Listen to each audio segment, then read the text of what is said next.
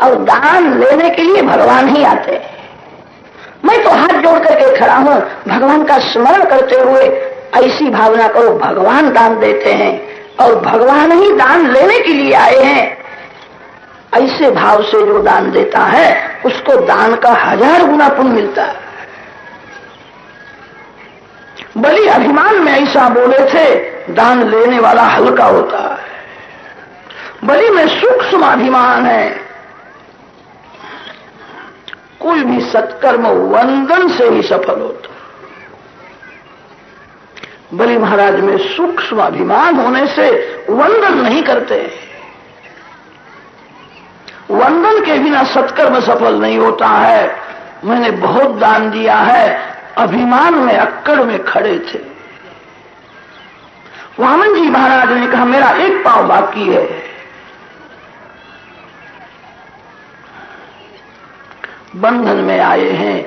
उस समय बलि महाराज की धर्मपत्नी जो विंध्यावली रानी है, विंध्यावली रानी ने पतिदेव की भूल सुधारी है। विंध्यावली रानी ने वंदन करके कहा है जगत के मालिक आप हो, मालिक को कौन दे सकता है? आपने जो दिया था वही आपको अर्पण किया है, दान नहीं दिया है। आपका ही आपको निवेदन किया है। जीव क्या दे सकता है? मेरे पतिदेव की बोलने में भूल हुई है। जीव देने वाला नहीं है, जीव तो लेने वाला है। क्रीडार्थमात्मन इदं त्रिजगत्कृतं ते स्वाम्यन्तु तत्र कुधियः परैष कुर्युः कर्तुः प्रभोस्तव किमस्यत आवहन्ति त्यक्तर्यस्त्वदवरोपितकर्तृवादाः।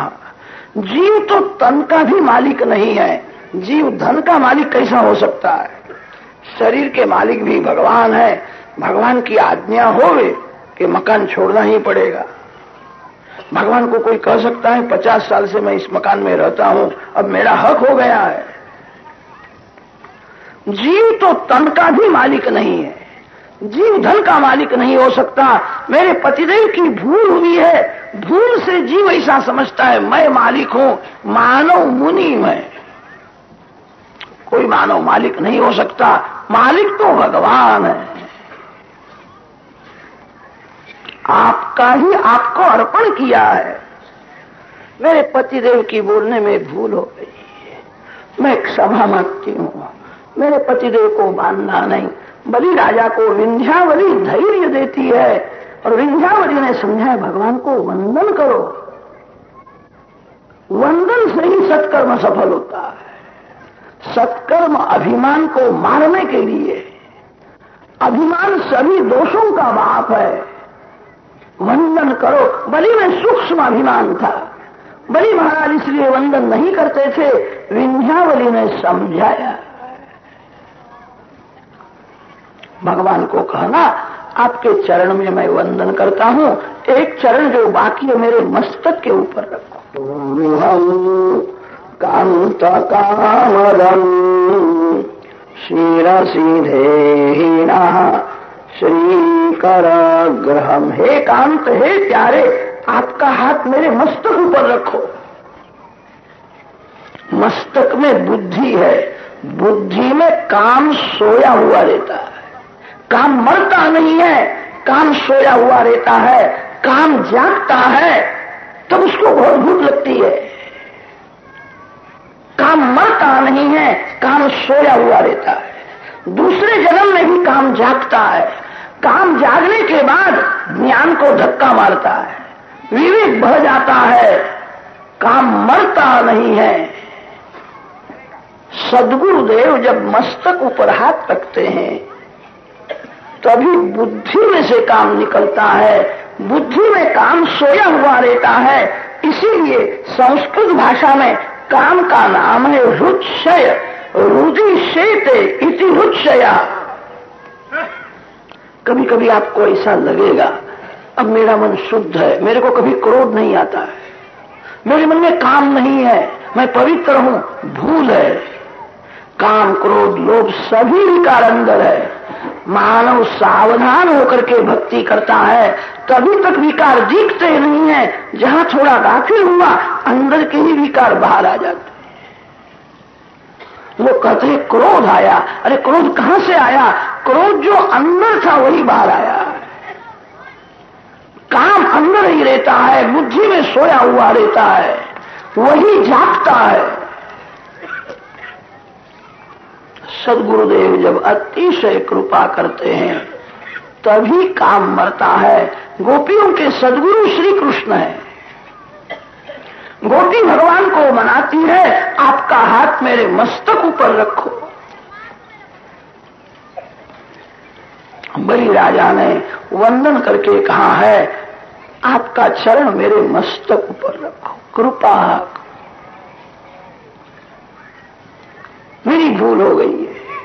आपको कौन दे सकता है? आपने जो दिया था वही आपको अर्पण किया है। मेरी बोलने में भूल हुई है, मैं वंदन करता हूं, कृपा करो। आपका एक चरण जो बाकी है मेरे मस्तक के ऊपर रखो। बलि महाराज भावपूर्वक वंदन करते हैं। बलि के मस्तक ऊपर वामन जी महाराज ने अपना चरण रखा है। भगवान के चरण मस्तक ऊपर आए। देव ऋषि बलि राजा को धन्यवाद देते हैं। बड़ा भाग्यशाली है, भगवान के चरण उसके मस्तक ऊपर आए।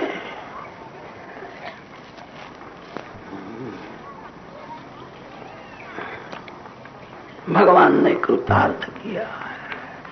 अब तो भगवान को दया आई है, इतना दिया और कहता है मैंने कुछ भी दिया नहीं, मैं आपको वंदन करता हूं। तन, मन और धन से जो भगवान की सेवा स्मरण करता हुआ तन्मय हो जाता है, भगवान उसको अपने स्वरूप का दान करते हैं। अब मैं तेरा हो गया, मैं तेरे आधीन हुआ हूं। स्वर्ग का राज देवों को मैंने दिया है, पाताल का राज आपको देता हूं। आपके द्वार में आज से मैं खड़ा रहूं। बलि महाराज पाताल में जाते हैं, प्रत्येक द्वार में चतुर्भुज नारायण विराजमान। तन मन धन से सेवा स्मरण करता हुआ जो तन्मय होता है, उसके द्वार में भगवान विराजते हैं। शरीर ही जीवात्मा का घर है, इंद्रिय द्वार है। आंख में श्री कृष्ण को रखो, कान में श्री कृष्ण को रखो, मुख में श्री कृष्ण, मन में श्री कृष्ण। मानव जिस इंद्रिय से भक्ति नहीं करता, उसी इंद्रिय में से काम अंदर घुस जाता है। काम बड़ा बलवान है, काम अंदर आवे नहीं। काम अंदर आने के बाद ज्ञान टिकता ही नहीं है। काम अंदर आने के बाद शक्ति का विनाश करके ही बाहर जाता है।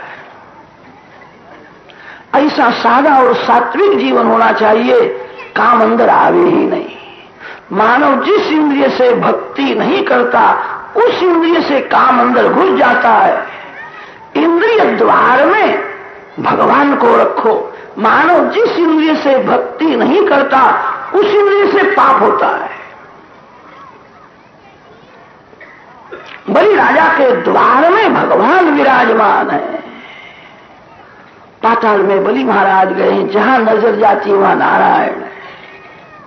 आंख से दर्शन करते हैं, कान से कृष्ण कथा सुनते हैं, जीभ से जप करते हैं, मन से नारायण का ध्यान करते हैं। कृष्णम नारायणम वंदे, कृष्णम वंदे पृथासुतम, कृष्णम द्वैपायनम वंदे, कृष्णम वंदे व्रजप्रियम। प्रत्येक द्वार में भगवान है। कैसा आनंद है! स्वर्ग से भी आनंद मेरे को भगवान ने ज्यादा दिया है। देवों को स्वर्ग का राज मिला, देव सुखी हुए। बलि महाराज को नारायण का दर्शन होता है, बलि राजा भी सुखी हुआ है, सभी को तो आनंद हुआ है। वैकुंठ धाम में माता लक्ष्मी जी को शांति नहीं है, माता जी अकेली है। माता जी को ठीक लगता नहीं, प्रभु कब आवेंगे। माता जी ने एक बार नारद जी को पूछा था, नारद तू जानता है भगवान कहाँ विराजते हैं? नारद जी ने हाथ जोड़ करके कहा, माता जी मैंने ऐसा सुना है, बलि राजा के यहाँ दान लेने के लिए गए थे, वो बलि के बंधन में है, हाथ में डंडा लेकर दान में खड़े रहते,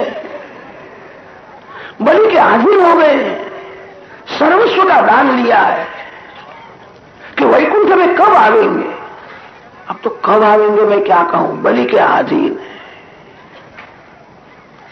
बलि राजा रजा देवे तो ही आ सकते, नहीं तो आना मुश्किल है। लक्ष्मी जी ने युक्ति की है, ब्राह्मण पत्नी का वेश धारण किया, बहुत सादा श्रृंगार है। जहां नारायण की सेवा है वहां बिना निमंत्रण लक्ष्मी जी आती है। बहुत से लोग तो लक्ष्मी के पीछे ही पड़ते हैं। लक्ष्मी जी अकेली किसी के घर में नहीं जाती, कदा जावे तो रुलाती है। लक्ष्मी जी जिसके घर में नारायण के साथ में आती है उसी को शांति मिलती है। अकेली लक्ष्मी आवे तो रुलाती है। जहां नारायण की सेवा है वहां लक्ष्मी जी को निमंत्रण की भी जरूर नहीं पड़ती है। वैकुंठ धाम छोड़ करके लक्ष्मी जी बलि राजा के घर में आई है। बलि महाराज पहचान सके नहीं। बलि राजा को ऐसा हुआ कोई गरीब ब्राह्मण की पत्नी कुछ मांगने के लिए आई है। बलि राजा ने कहा है क्या इच्छा है, क्यों आई? लक्ष्मी जी ने कहा मैं एक ब्राह्मण की पत्नी हूं, मेरे को माता पिता नहीं है और मेरे को कोई भाई भी नहीं। मैंने ऐसा सुना है राजा बलि को कोई बहन नहीं है, तू मेरा धर्म का भाई हो जा, मैं तेरी बहन होने के लिए आई। बलि राजा को आश्चर्य हुआ, कैसा बोलती है? माता जी श्रृंगार भले न करे, उनका तेज कहां जावे, साक्षात महालक्ष्मी है। बलि राजा को आश्चर्य होता है कि कोई साधारण स्त्री में लक्ष्मी के जैसी लगती है। बलि राजा ने वंदन किया है और बलि राजा ने कहा आज से मैं आपका छोटा भाई हो गया, आप बड़ी बहन हो, यही आपका पियर है, यही रहो, संकोच करना नहीं, ये सब आपका ही है, यही रहो। बलि के घर में लक्ष्मी जी विराजमान है। माता जी आई तभी से सभी लोग अति सुखी हुए। किसी के घर में झगड़ा नहीं, किसी को बुखार आता नहीं, कोई गरीब नहीं, सभी लोग अति सुखी हुए हैं। साक्षात महालक्ष्मी आई, सभी को तो आनंद है, माता जी को शांति नहीं है। मेरे मालिक हाथ में डंडा लिए खड़े रहते हैं, बंधन में आए हैं, उनको बंधन में से छुड़ाना है।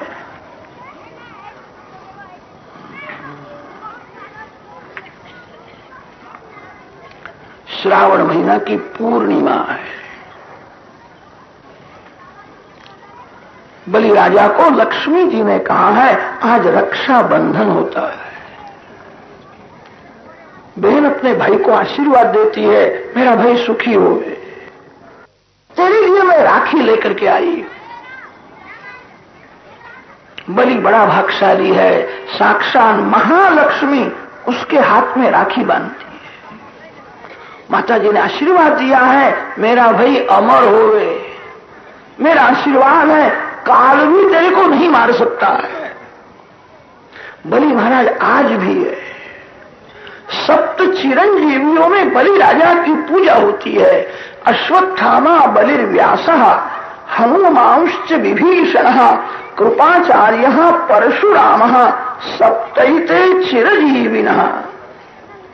जन्म दिवस होवे उस दिन 7 चिरंजीवियों की पूजा करने से आयु बढ़ता है। ये सप्त चिरंजीवी है। अश्वत्थामाचार्य आज भी है, बलि महाराज आज है, व्यास नारायण आज है, हनुमान जी महाराज प्रत्यक्ष विराजमान है। उनको काल नहीं मार सकता है। सप्त चिरंजीवी चिरंजीवियों में बलि की गणना होती है। महालक्ष्मी ने बलि राजा को आशीर्वाद दिया है, मेरा भाई अमर होवे, काल भी तेरे को नहीं मार सकता। माता जी उसके हाथ में राखी बांधती है, बलि को आनंद हुआ, अब मैं अमर हो गया, काल भी मेरे को नहीं मार सकता है। बलि राजा ने विचार किया, बहन हाथ में राखी बांधती है तो भाई का भी धर्म है, उसको कुछ देना चाहिए। मेरे हाथ में राखी बांधी है, मेरे को आशीर्वाद दिया कि काल भी मेरे को नहीं मार सकता। बलि राजा वंदन करता है और बलि राजा ने कहा है, आप आई तभी से हम सभी लोग बहुत सुखी हुए, आपके आशीर्वाद से सभी जीव सुखी है। आज मेरे हाथ में राखी बांधी है, मेरे को ऐसी इच्छा होती आपको मैं कोई अलंकार दूं, जो अलंकार आपके घर में न हो सो आज मांग लेना। लक्ष्मी जी ने कहा, मेरे घर में सब कुछ है, एक ही नहीं, मैं दुखी हूं कि बहन तेरे घर में क्या नहीं है, तू जो मांगेगी तेरे को मैं दूंगा। लक्ष्मी जी ने कहा है, मेरे हृदय का हार तेरे घर में पड़ा है। बलि महाराज पहचान सकने क्या बोलती है, आपके हृदय का हार मेरे घर में है, मैं समझता नहीं। बलि महाराज जानते नहीं ये लक्ष्मी जी है, साक्षात चतुर्भुज रूप से लक्ष्मी नारायण प्रकट। बलि राजा ने लक्ष्मी नारायण की पूजा की है। लक्ष्मी जी ने कहा है, भगवान को तेरे बंधन में से छुड़ा। बलि राजा को तब ज्ञान हुआ है तो साक्षात महालक्ष्मी, मैं पहचान सका नहीं, जगत की मां है, मैं उसको बहन बहन कहता था। मेरे हाथ में राखी बांधी है, मेरी भूल हो गई। बलि महाराज वारंवार वंदन करता है, अपराध की क्षमा करो। लक्ष्मी जी ने आशीर्वाद दिया, तेरा कोई अपराध नहीं है, मेरे मालिक को मैं छुड़ाने के लिए आई थी। नारायण को बलि के बंधन में से छुड़ा करके माता महालक्ष्मी जी वैकुंठ धाम में। वामन जी का चरित्र दिव्य है। पितृतिथि होवे उस दिन वामन चरित्र की कथा सुनने से पितृ बहुत प्रसन्न हो जाते। क्रियमाणे कर्मणीदम् दये पित्र्ये क्षमांसे यत्र यत्रानुकीर्तेत तत्तेषां सुकृतं विदुः। 23वें अध्याय में वामन चरित्र की समाप्ति की है। अष्टम स्कंध का अंतिम अध्याय 24वां है, उसमें मत्स्य नारायण की कथा आती है। परीक्षित राजा का प्रश्न है, मत्स्य नारायण की कथा सुनने की इच्छा है। दक्षिण भारत में त्रिवेंद्रम है, वहां कृतमाला नदी है। कृतमाला नदी के किनारे मत्स्य नारायण प्रकट हुए। सत्यव्रत मनु महाराज वहां राज्य करते थे, उनके हाथ में मत्स्य नारायण आए हैं। जो सत्य के साथ स्नेह करता है, जो सर्वकाल सत्कर्म करता है, उसके हाथ में भगवान आते हैं। मानो सत्कर्म करे तो लक्ष्मी उसके हाथ में आवे तो क्या आश्चर्य है। लक्ष्मी पति भी हाथ में आते हैं। कर मध्य तु गोविंद प्रभाते कर दर्शनम। जो सत्य के साथ स्नेह करता है, जो दिन भर सत्कर्म करता रहता है, सत्कर्म में लोभ रखो, संपत्ति में संतोष मानो, संसार सुख में संतोष मानो। सत्कर्म में जो लोभ रखता है, एक सत्कर्म पूरा होवे के दूसरा करो, दूसरा पूरा होवे के तीसरा करो। जो सत्य के साथ स्नेह करता है, परमात्मा प्रसन्न होवे, ऐसा जो सत्कर्म करता रहता है, उसके हाथ में भगवान आते हैं। भगवान प्रसन्न होवे, ऐसा सत्कर्म करते रहो। भगवान प्रसन्न हुए कि नहीं जानने की एक युक्ति है। जो काम करने पर आपको शांति मिले, अंदर का आनंद मिले तो समझना भगवान प्रसन्न है। जो काम करने के बाद मन चंचल होवे, मन अशांत होवे, समझना भगवान नाराज होवे। परमात्मा प्रसन्न होवे ऐसा सत्कर्म जो सतत करता है उसके हाथ में भगवान आते हैं। मत्स्य नारायण ने सत्यव्रत मनु महाराज को सुंदर उपदेश दिया है। प्रलय काल में सबका नाश होता है जो सत्य के साथ स्नेह करता है। सत्य ही नारायण है। जो परमात्मा के साथ प्रेम करता है प्रलय काल में भी वो मरता नहीं है, वो अमर हो जाता है। अष्टम स्कंध के अंतिम अध्याय में मत्स्य नारायण की कथा वर्णन की है। नवम स्कंध का आरंभ करते हैं। नवम स्कंध में 2 प्रकरण है, सूर्य वंश प्रकरण और चंद्र वंश प्रकरण। सूर्य वंश में राजाधिराज रामचंद्र भगवान प्रकट हुए। चंद्र वंश में श्री कृष्ण भगवान प्रकट होने वाले। आज राम जी महाराज आवेंगे, कल थोड़ी रामायण की कथा होगी, फिर श्री कृष्ण भगवान प्रकट होने वाले। रामायण में कृष्ण कथा नहीं है, संपूर्ण रामायण रामचरित्र है। भागवत में मुख्य कथा तो श्री कृष्ण की है। श्री कृष्ण की कथा मुख्य होने पर भी प्रथम राम आते हैं, पीछे से श्री कृष्ण। राम जब तक नहीं आते तब तक श्री कृष्ण भगवान नहीं आते,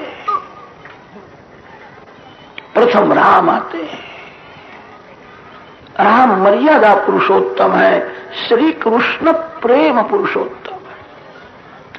रामचंद्र जी की सभी लीला अति सरल है। श्री कृष्ण भगवान की सभी लीला अटपटी है। राम दिवस में 12 बजे प्रकट होते हैं, सभी को आनंद होता है, दिन भर उत्सव में जाता है।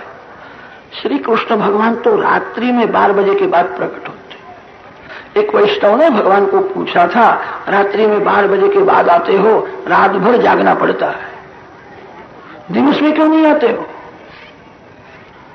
भगवान ने जवाब दिया, राम तो राजाधिराज है, राजाधिराज दिवस में आवे, बड़ा भारी जुलूस निकले, सभी को दर्शन होवे।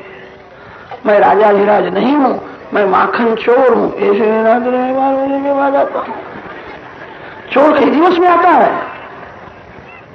चोर तो सब सो जावे तब आता है। इसीलिए वर्णन की है, भागवत की कथा करने वाला वक्ता और कथा सुनने वाला श्रोता, उसका जीवन राम के जैसा ही होना चाहिए। राम जी महाराज जो करते हैं वह करो, श्री कृष्ण भगवान जो करते हैं वो करना नहीं। एक भाई ने हमको पूछा था, महाराज आप श्री कृष्ण की बहुत प्रशंसा करते हो, वे तो माखन की चोरी करते थे, मैं चोरी करूं तो मेरी आप प्रशंसा करोगे? श्री कृष्ण क्यों चोरी करते थे, वो चोरी है कि नहीं, दशम स्कंद में वर्णन है। जगत के मालिक चोरी कर सकता है। गोपियों ने तो तन मन धन सर्वस्व भगवान को दिया है। जिसने सर्वस्व अर्पण किया है उसके घर में थोड़ा सा माखन खाए, ये चोरी है। सुखदेव जी महाराज भागवत में ऐसा कहीं नहीं बोले हैं श्री कृष्ण चोरी करते हैं।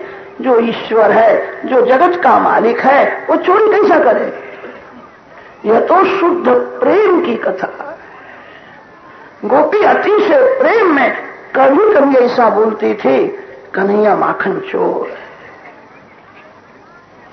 जहां बहुत प्रेम है वहां कोई गाली दे तो अच्छा लगता है। गोपी तो प्रेम की मूर्ति है, गोपी बोलती है सो भगवान को अच्छा लगता है। साधारण कोई मानव भगवान को चोर चोर के तो भगवान को अच्छा नहीं लगता है। भगवान तो जवाब देते, मैं चोर नहीं हूं, तू चोर, तेरा बाप चोर, तेरा दादा भी चोर था, कैसा पैसा कमाया मैं सब जानता हूं। भगवान तो मालिक है। राम जी की लीला मानव को अनुकरणीय है। श्री कृष्ण चरित्र अनुकरणीय नहीं है। सुखदेव जी महाराज ने खास कहा है, श्री कृष्ण की रास लीला सुनो, आप कभी रासलीला करना नहीं। रासलीला करने की आज्ञा नहीं है, सुनने की आज्ञा है। एक एक गोपी के साथ में एक एक श्री कृष्ण का स्वरूप है। संतों ने वर्णन किया है, रासलीला में श्री कृष्ण 4.5 वर्ष के थे तब रासलीला हुई। कई कई ग्रंथों में वर्णन आता है श्री कृष्ण 7 वर्ष के थे तब रासलीला हुई है। 10 पूरे हो गए, फिर तो भगवान गोकुल छोड़ करके मथुरा में गए। श्री कृष्ण भगवान की रासलीला चिंतनीय है, अनुकरणीय नहीं है। एक एक गोपी के साथ एक एक श्री कृष्ण का स्वरूप है। वृंदावन के संत रासलीला का अनुकरण तो करते हैं, बहुत विवेक से, मर्यादा से करते हैं। बालक जहां बड़ा हो जावे उसको रास में से निकाल देते हैं। अशुद्ध लीला है, निर्विकार लीला है। श्री कृष्ण भगवान की लीला का रहस्य समझना कठिन है। राम की मर्यादा का जो पालन करेगा उसी का मन शुद्ध होगा। जिसका मन शुद्ध है वही रास का रहस्य समझ सकता है।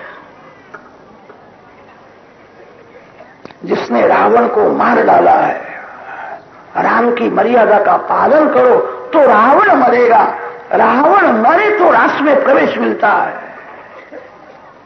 जिसको याद आता है मैं पुरुष हूं, मैं स्त्री हूं, उसको रास में प्रवेश मिलता ही नहीं।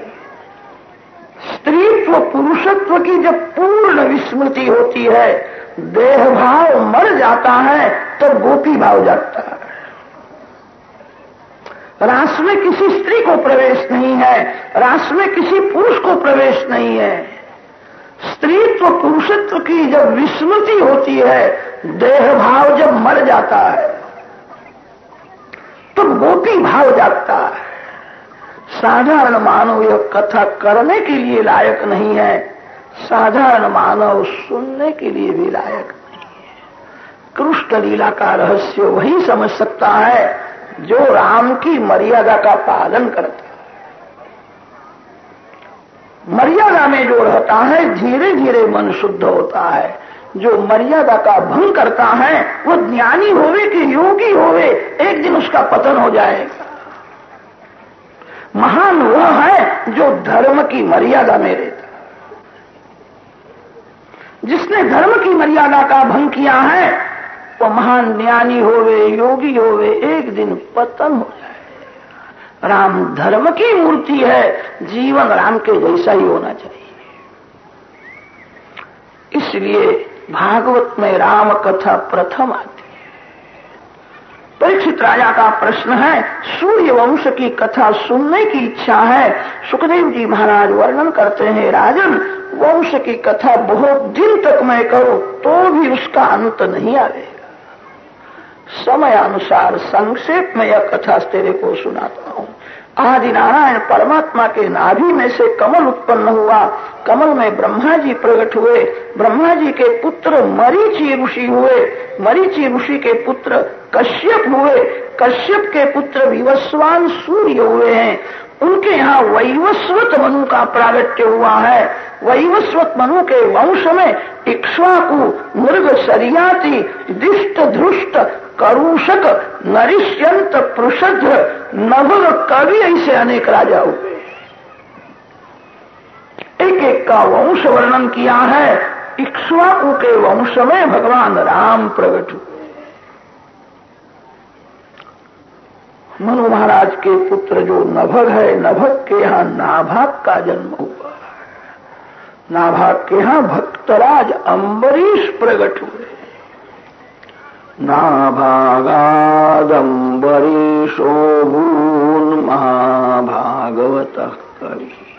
अम्बरीश महाराज की कथा सुखदेव जी महाराज ने बहुत प्रेम से की।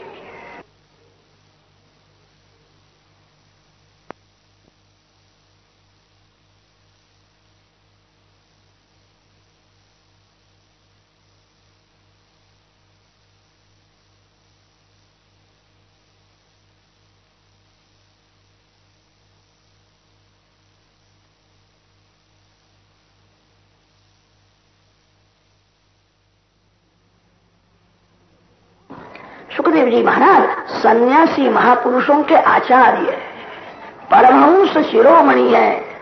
वासना का वस्त्र गिर गया है, उनकी दृष्टि में कोई पुरुष नहीं, कोई स्त्री नहीं है, लंगोटी की भी जरूर नहीं है। ऐसे परमहंस शिरोमणि सुखदेव जी महाराज राजा रानी की कथा करते। विलासी लोगों के घर की बातें भी नहीं सुननी चाहिए। विलासी लोगों के संग में मन बिगड़ता है। सुखदेव जी महाराज परमहंस शिरोमणि हैं, राजा रानी की बातें क्यों करते? उनको क्या लाभ है? भागवत परमहंसों की संहिता है। भागवत में किसी राजा की कथा नहीं है, किसी रानी की कथा नहीं है, सभी परमहंसों की कथा है। परमहंस का अर्थ यह नहीं है कि कपड़ा भगवा किया है। वस्त्र संन्यास से भी प्रेम संन्यास श्रेष्ठ है। जिसका मन भक्ति रंग से रंगा हुआ है वही परमहंस है। अम्बरीश महाराज राजमहल में उनका जीवन सन्यासी के जैसा था। अम्बरीश राजा की निष्ठा है संपत्ति और स्त्री भक्ति का साधन है। साधारण मानव संपत्ति को भोग का साधन समझता है, स्त्री को भोग का साधन समझता है। अम्बरीश महाराज की निष्ठा है स्त्री भक्ति का साधन है। संपत्ति भक्ति के लिए है, संपत्ति परोपकार के लिए है। राजमहल में सुंदर रानियों के साथ में रहते हैं। मन से निश्चय हुआ स्त्री भोग का साधन नहीं है, स्त्री भक्ति का साधन है। आंख में विकार नहीं, मन में विकार नहीं। सुखदेव जी महाराज ने सब कुछ छोड़ करके संन्यास लिया है। धन्य है अम्बरीश को, राजमहल में रानी के साथ में रहते हैं, उनका जीवन सन्यासी के जैसा है। इसीलिए सुखदेव जी महाराज ने परीक्षा अम्बरीश राजा की कथा बहुत प्रेम से की। मैंने सब कुछ छोड़ करके संन्यास लिया है। धन्य है अम्बरीश को, राजमहल में सन्यासी के जैसा जीवन है। स्त्री भक्ति का साधन है। अम्बरीश महाराज रानी के साथ द्वारकानाथ की सेवा करते। भगवान आपको संपत्ति देवे तो आपका काम करने के लिए भले कोई नौकर को रखो। भगवान की सेवा पूजा में कोई नौकर आवे नहीं। मैं भगवान का नौकर हूं, भगवान मेरे मालिक है, भगवान की सभी सेवा मैं करूंगा। अम्बरीश राजा की ऐसी निष्ठा है, मंदिर में बुहारी की सेवा भी स्वयं करते हैं। राजा रानी भगवान के लिए रसोई बनाते हैं, भगवान को भोग लगाते हैं।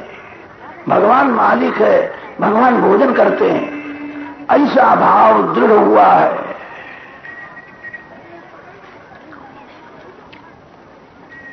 अम्बरीश महाराज निर्जल एकादशी का व्रत करते हैं।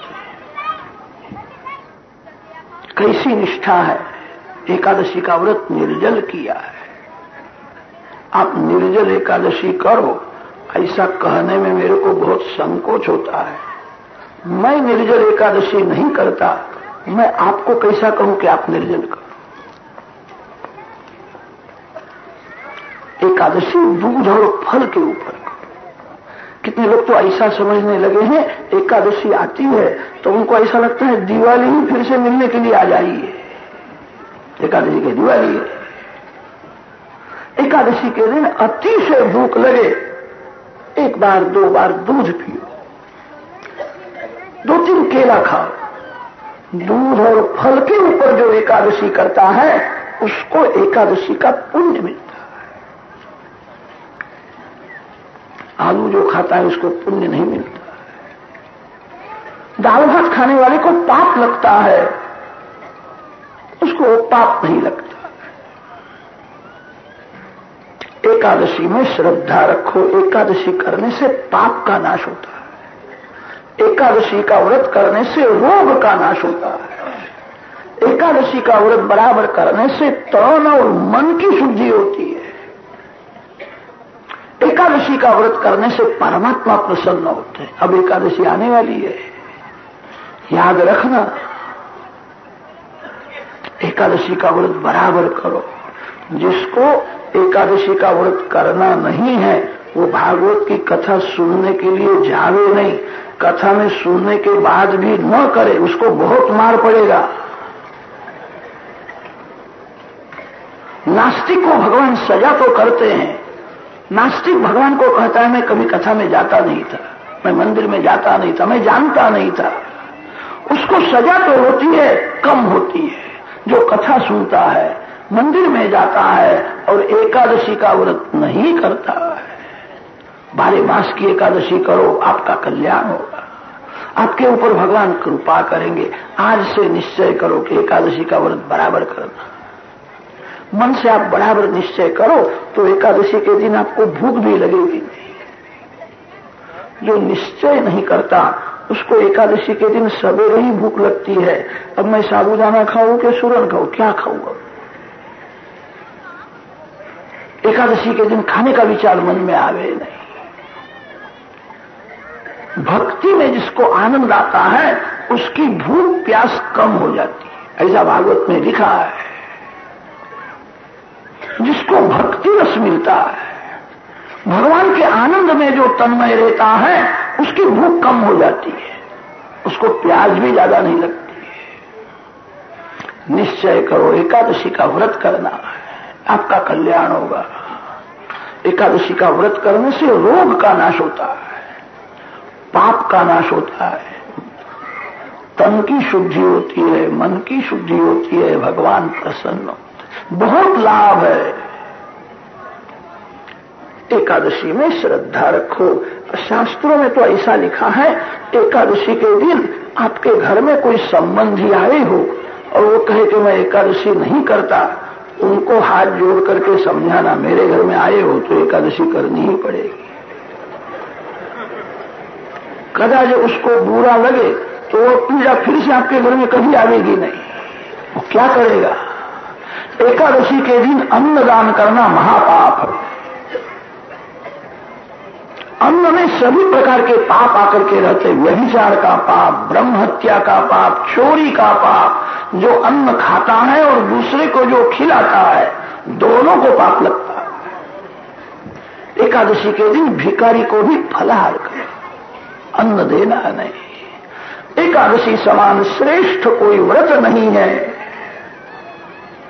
परीक्षित महाराज को सावधान।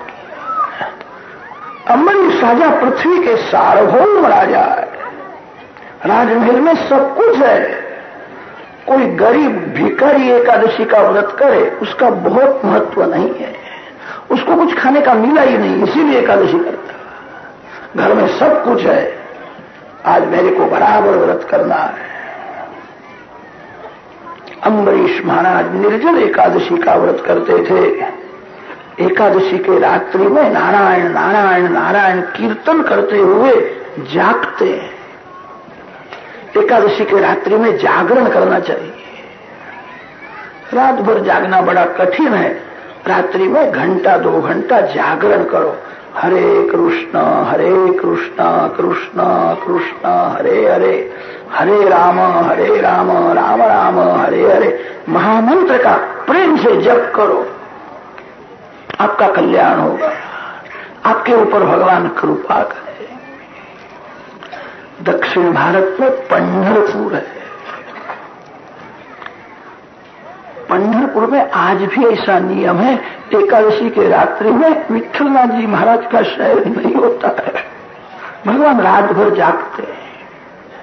नामदेव महाराज, तुकाराम महाराज, एकनाथ महाराज एकादशी के रात्रि में जागरण करते हुए कीर्तन करते थे, भगवान का कीर्तन सुनते थे।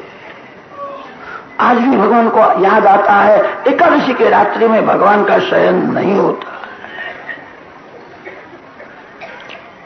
एकादशी में रात भर जागना कठिन है, घंटा 2 घंटा जागरण करो, शांति से बैठ करके हरे कृष्ण महामंत्र का जप करो, प्रेम से जप करो। भक्ति प्रकट न होवे, गुप्त रूप से भजन करो, आपका कल्याण होगा। अम्बरीश महाराज पृथ्वी के सार्वभौम राजा है, निर्जल एकादशी का व्रत करते हैं। कार्तिक शुद्ध द्वादशी का दिवस था। अम्बरीश महाराज द्वारकानाथ श्री कृष्ण की सेवा करते हैं। भगवान के सन्मुख सुंदर सामग्री रखी है। मालिक को मनाते हैं, आपके लिए बनाया है, आप भोजन करो। महामंत्र का जप करते हुए भगवान को मनाते हैं। आपके घर में कोई बड़ा श्रीमान आए तो आप भी उसको मनाते हो और खिलाते हो, थोड़ा लेना पड़ेगा। भगवान को मनाना चाहिए। पैसे के लोभ से मानव श्रीमान की खुशामद करता है। श्रीमान राजी होए तो पैसा मिलेगा। एकांत में भगवान की खुशामद करो, प्रभु को मनाना चाहिए। अम्बरीश महाराज महामंत्र का जप करते हुए द्वारकानाथ श्री कृष्ण को मनाते हैं, आपके लिए बनाया है, आप स्वीकार करो। उस समय दुर्वासा ऋषि वहां आए हैं। तस्य तर यतिथि साक्षात दुर्वासा भगवान अभूत। दुर्वासा ऋषि को निमंत्रण दिया है। दुर्वासा ऋषि ने कहा, मेरी मध्याह्न संध्या बाकी है, मध्याह्न संध्या किए बिना मैं खाता नहीं। अम्बरीश राजा ने कहा है, मेरा एक ऐसा नियम है, द्वादशी में ही मैं पारणा करता हूं, आप जल्दी पधारो, आपका भोजन होने के बाद मैं प्रसाद लूंगा। दुर्वासा ऋषि निमंत्रण का स्वीकार किया है। जमुना जी में स्नान करके संध्या करने के लिए बैठे। संध्या में गायत्री जब करने लगे, ऐसी तन्मयता हो गई, उनको समय का भान ही रहा नहीं। दुर्वासा ऋषि ने जानबूझ करके विलंब नहीं किया। संत हृदय सरल होता है। दुर्वासा ऋषि गायत्री मंत्र के जप में ऐसी तन्मयता हुई, समय का भान ही रहा नहीं। अम्बरीश महाराज को भय लगता है, मैंने ब्राह्मण को निमंत्रण दिया, मैं क्या करूं। एक ब्राह्मण ने अम्बरीश राजा को कहा है, भगवान को जल अर्पण करो। कल आपने निर्जल व्रत किया है, निर्जल व्रत की पारणा जल से करो। दुर्वासा ऋषि को भोजन कराने के बाद आप प्रसाद लो। राजा ने जल से पारणा की है, कुछ खाया नहीं है। दुर्वासा ऋषि के मस्तक ऊपर सूर्य नारायण आए हैं, तब ऋषि को ज्ञान हुआ है, बहुत विलंब हो गया। संध्यादिक सत्कर्म परिपूर्ण करके दुर्वासा ऋषि आते हैं, विचार करने लगे, बहुत विलंब हुआ, कदाच राजा ने भोजन किया होगा, मेरे को निमंत्रण दिया है, भोजन कैसा करेगा। विचार करते हुए आए हैं। अम्बरीश महाराज प्रसन्न है, शांत है, मैंने ब्राह्मण का अपमान नहीं किया, मैंने व्रत का भंग नहीं किया, पानी से पारणा की थी। अम्बरीश खड़े हुए हैं, स्मित हास्य करते हैं। दुर्वासा ऋषि ने अनुमान किया, ये हंसता है, प्रसन्न है, इसने भोजन किया है, पारणा की है। दुर्वासा ऋषि का अनुमान भी सच्चा है, पारणा तो की है, पानी से की है, कुछ खाया नहीं है, ब्राह्मण का अपमान नहीं किया है। दुर्वासा ऋषि ऐसा समझते हैं, मेरे को आमंत्रण देकर के इसने भोजन किया। दुर्वासा ऋषि को थोड़ा क्रोध आया है, एक राक्षसी उत्पन्न करते हैं। राक्षसी अम्बरीश को मारने के लिए जाती है। उसी समय सुदर्शन चक्र आकर के राक्षसी को जला दिया है। आप जिस देव की प्रेम से पूजा करते हो, जिस देव के नाम का जप करते हो, वह देव का आपको दर्शन भले न होवे, वह देव आपके साथ में ही है, गुप्त रूप से आपका रक्षण करते हैं। अम्बरीश महाराज जानते नहीं है, सुदर्शन चक्र मेरा रक्षण करता। राक्षसी जब मारने के लिए आती है, तब सुदर्शन चक्र आगे आया है। सुदर्शन का तेज सहन हुआ नहीं, राक्षसी जल गई है। सुदर्शन चक्र दुर्वासा ऋषि के पीछे पड़ा है। दुर्वासा ऋषि वैकुंठ धाम में गए हैं। भगवान ने कहा, मेरे भक्त अपना सर्वस्व मेरे को दे देते हैं, मेरा सर्वस्व मैं भक्तों को देता हूं। पतिव्रता स्त्री बहुत प्रेम से पतिदेव की सेवा करती है, पति उसके अधीन हो जाते हैं। भक्त भगवान वश हो जाते हैं। मैं स्वतंत्र नहीं हूं, मेरे भक्तों के अधीन। महाराज आपकी भूल हो गई है, आपने अम्बरीश का तिरस्कार किया, इसलिए सुदर्शन चक्र आपके पीछे पड़ा है। अम्बरीश ने भोजन नहीं किया है, थोड़ा पानी पिया है। वहां जाकर के क्षमा मांगो तो सुदर्शन का वेग शांत होगा। दुर्वासा ऋषि दौड़ते हुए आए हैं, अम्बरीश को वंदन करने के लिए जाते हैं। भगवान के भक्त कभी सनातन धर्म की मर्यादा का भंग नहीं करते। ब्राह्मण मेरे को वंदन करे, मेरा पतन हो जाएगा, ब्राह्मण मेरे को वंदन न करे। अम्बरीश राजा ने कहा, महाराज आपके चरण में मैं वंदन करता हूं, आप श्रेष्ठ हो। कि राजा सुदर्शन चक्र मेरे पीछे पड़ा है। अम्बरीश ने सुदर्शन चक्र की प्रार्थना की है, सुदर्शन का वेग शांत। अम्बरीश राजा ने तो ऐसा कहा, महाराज आपकी भूल नहीं है, भूल मेरी है। आपको मैंने पूछा नहीं और थोड़ा पानी पिया, ये मेरी भूल, आपकी भूल जरा भी नहीं है। ब्राह्मण भूल नहीं करता, मेरी भूल है, मैं आपके चरण में वंदन करता हूं। जो दूसरे को यश देता है, अपने मस्तक में अपयश रखता है, भगवान उसके घर में रहते हैं। यशोदा शब्द का यही अर्थ होता है, जो दूसरे को यश देता है। यशोदा मैया बड़ी भोली है, सरल है, कोई भी काम अच्छा होवे तो यशोदा मैया हाथ जोड़ करके कहती है आपके आशीर्वाद से हुआ, दूसरे को यश देती है।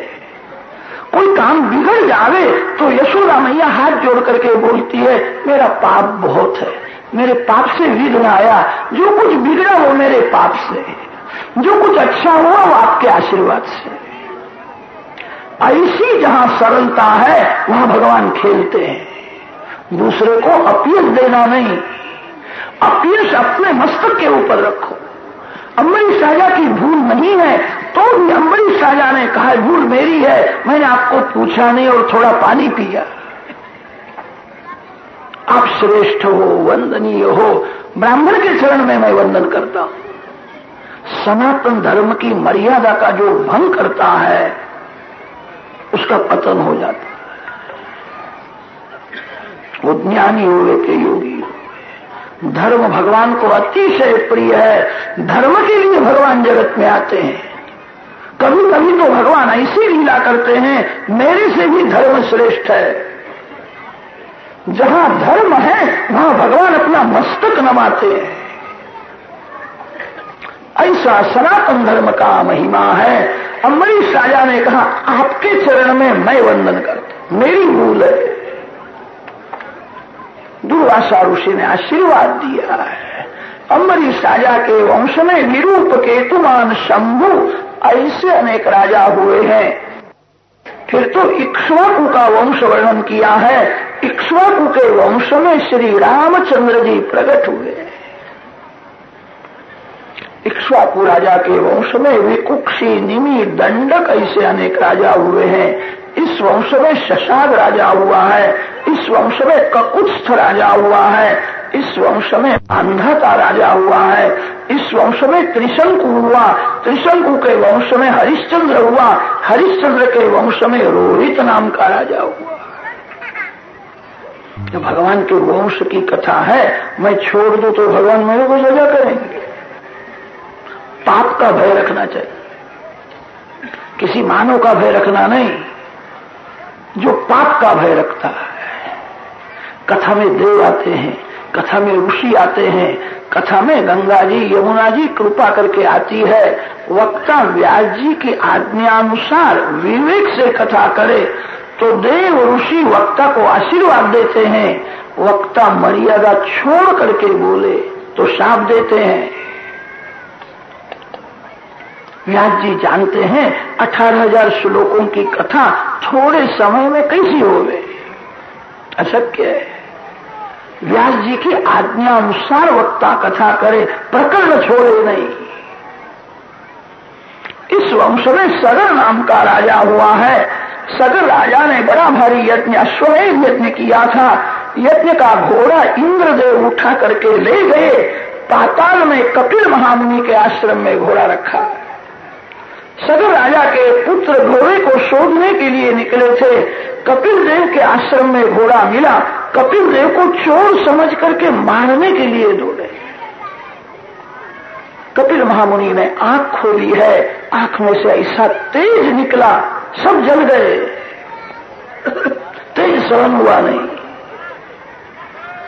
सगर राजा ने अपने पौत्र अंशुमान को भेजा है। अंशुमान कपिल महामुनि को वंदन करता है, क्षमा मांगता है। कपिल देव ने कहा, तेरे दादा के यज्ञ का घोड़ा इंद्र ने मेरे आश्रम में रखा था। ये तेरे पितृ मेरे को मारने के लिए आए, जल गए। श्री गंगा मां कृपा करे, श्री गंगा जी का स्पर्श होवे तो ही उनका उद्धार होगा, दूसरा कोई उपाय नहीं। अंशुमान ने तपस्या की है, गंगा जी का दर्शन हुआ नहीं। अंशुमान का पुत्र दिलीप हुआ है। दिलीप राजा ने बहुत तपस्या की, गंगा जी का दर्शन हुआ नहीं। दिलीप का पुत्र भगीरथ हुआ है। 3 पुरुषों का पुण्य एक हुआ है, तब श्री गंगा मां का दर्शन हुआ है। गंगा जी ने कहा है, मेरा वेग पृथ्वी को सहन होगा नहीं, पृथ्वी पाताल में डूब जाएगी। मेरे को कोई मस्तक में धारण करे तो मैं आऊं। भगवान शंकर की प्रार्थना की है।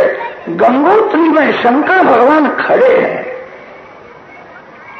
गंगोत्री अति सात्विक भूमि है, हृदय पिघलता है, मन में सात्विक भाव जल्दी जागता है। ऐसी दिव्य भूमि है जहां गंगा जी प्रकट हुई है।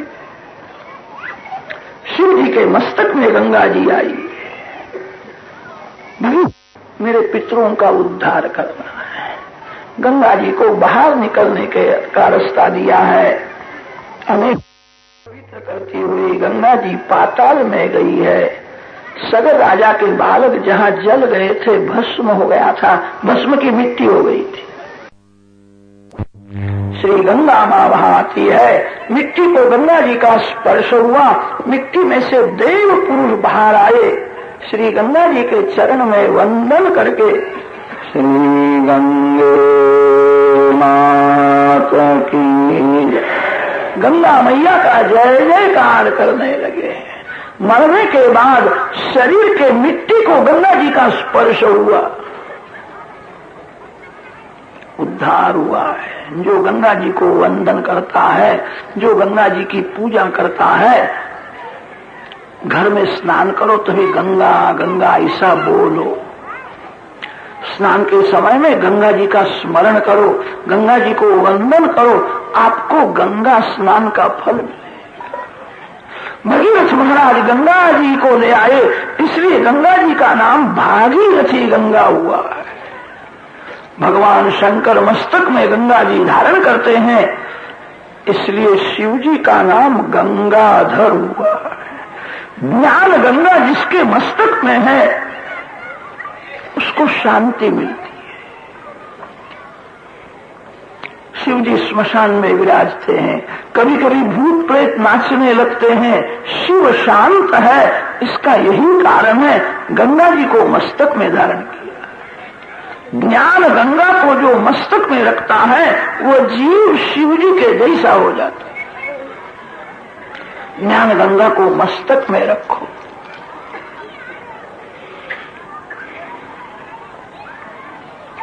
सुखदेव जी महाराज वर्णन करते, भगीरथ महाराज का वंश बढ़ा है। इस वंश में ऋतुपर्ण राजा हुआ, इस वंश में सिंधु द्वीप राजा हुआ, इस वंश में अयुतायु राजा हुआ है, इस वंश में कलमाशपाद राजा हुआ है, इस वंश में अश्मक राजा हुआ, नारी कवच राजा हुआ, इस वंश में खट्वांग नाम का राजा हुआ है। खट्वांगा दीर्घबाहुश्च रघुस्तस्मात् पृथुश्रवा अजस्ततो महाराजस्तस्मात् दशरथो भवत्। इस वंश में रघु राजा का जन्म हुआ है। रघु राजा बड़े ज्ञानी थे, रघु राजा महान वीर थे, रघु राजा अतिशय उदार थे।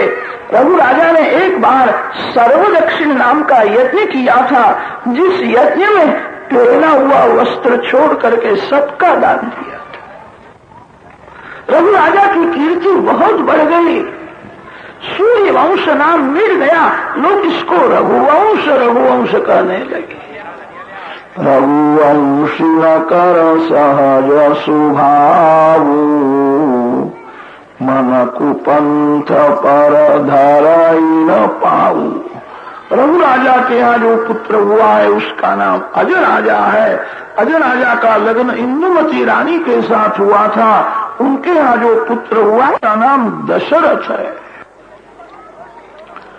पूर्णाहुति के समय में अग्नि कुंड में से अग्नि नारायण बाहर आए, सुवर्ण पात्र में प्रसाद लेकर के आए थे। दशरथ महाराज को प्रसाद दिया है और कहा है 4 पुत्र होने वाले हैं, आपकी कीर्ति बहुत बढ़ाएंगे, आपको अतिशय सुखी करेंगे, ऐसे 4 पुत्र होने वाले। दशरथ महाराज को आनंद हुआ है, वशिष्ठ ऋषि को वंदन करते हैं, आपकी कृपा से प्रसाद मिला, मैं क्या करूं। वशिष्ठ ऋषि ने कहा है कौशल्या धर्म पत्नी है, प्रसाद धर्म पत्नी को देना चाहिए, कैकेयी भोग पत्नी है। प्रसाद में मुख्य अधिकार तो कौशल्या जी का है। अर्धा प्रसाद कौशल्या जी को दिया है, अर्धा जो बच गया था उसके 2 भाग किए, एक सुमित्रा जी को दिया, एक भाग कैकेयी को दिया। अभिमान के बिना कोई पाप नहीं होता है, अभिमान से ही जीव पाप करता है। कैकेयी में सौंदर्य का अभिमान था, मैं बड़ी सुंदर हूं, राजा मेरे अधीन है। हाथ में प्रसाद लेकर के कैकेयी क्रोध करती है। दशरथ महाराज का तिरस्कार किया, बाजार में से मेरे को ले आए हो, आपको कौशल्या बहुत प्यारी लगती है, मेरा अपमान करते हो, ये प्रसाद मैं नहीं खाऊंगी। जो स्त्री पति के ऊपर क्रोध करती है, कर्कश वाणी से पति देव का तिरस्कार करती है, उसके पुण्य का नाश हो जाता है। कैकेयी हाथ में प्रसाद लेकर के क्रोध करती है, मेरा तुमने अपमान किया है। उसी समय एक पक्षी वहां आया है, पक्षी ने कैकेयी के हाथ का प्रसाद उठाया।